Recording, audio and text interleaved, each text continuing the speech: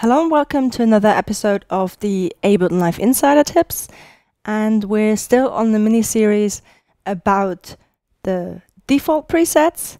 And this is the last one, which is about the audio to MIDI default presets.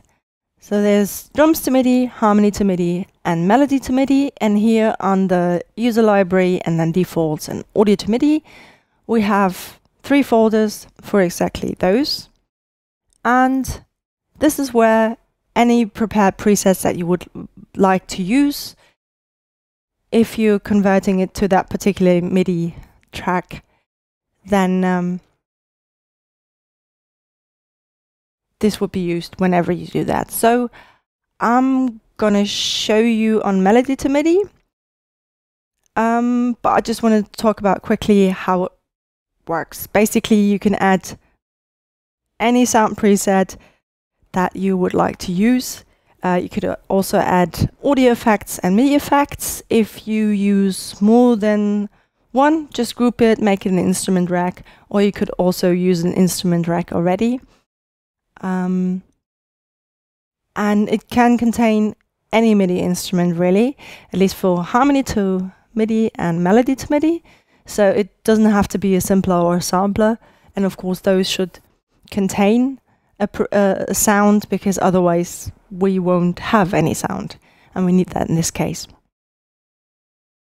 So you could also add tension or analog or the operator, so whatever you like. The only difference is with drums to MIDI, because drums, there needs to be a drum rack, and then what's in the pads is pretty much up to you. You can add other stuff as well, all other instruments as well. So I'm going to do it for melody to MIDI, and to save a preset, we're going to have to build it in a MIDI track first. So let's go to a MIDI track, and I'm actually going to use something from my own Sonic Bloom presets, and I think I want to choose the glass synth. In this case, as you can see here, this is a fully mapped instrument rack with a simpler, EQ8, ping pong delay, and a reverb. It's all macro mapped as well. So either you can use a pre-existing preset that you would like to use, or you can build your own. I'm just going to show you how it works. You already know how to build one. And so what we have to do now is go down here to defaults and then audio to MIDI, and then we simply take the preset, drop it into the respective folder. So in this case, melody to MIDI. Choose a name if you don't like the one that appears. Save by pressing enter. And I've already chosen a little audio clip that I'd like to convert to MIDI now. So this is actually a melodic track. Let me just play it.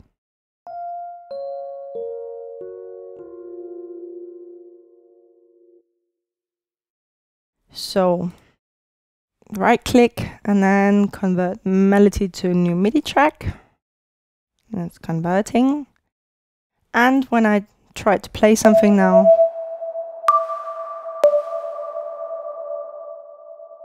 maybe should have adjusted that a little more.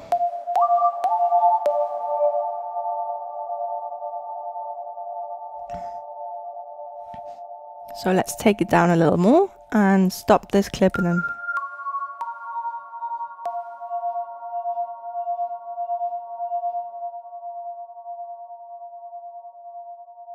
And of course you can do the same thing for harmony to MIDI and drums to MIDI.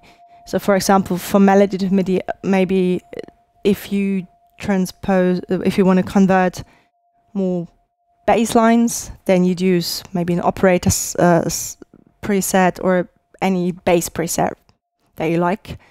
And then drums to MIDI, you can choose your preferred drum kit, and harmony to MIDI, I don't know, maybe a synth, something. So yeah, that's all there is to the default presets. And if you realize that you tend to use certain presets a lot, then I can simply recommend just, you know, take the little time to prepare those default presets for everything, and you'll save a lot of time in the long run. Well, I hope you found this helpful, and I'll see you next time. Bye. If you're new to Ableton Live or Push, then check out my online video courses.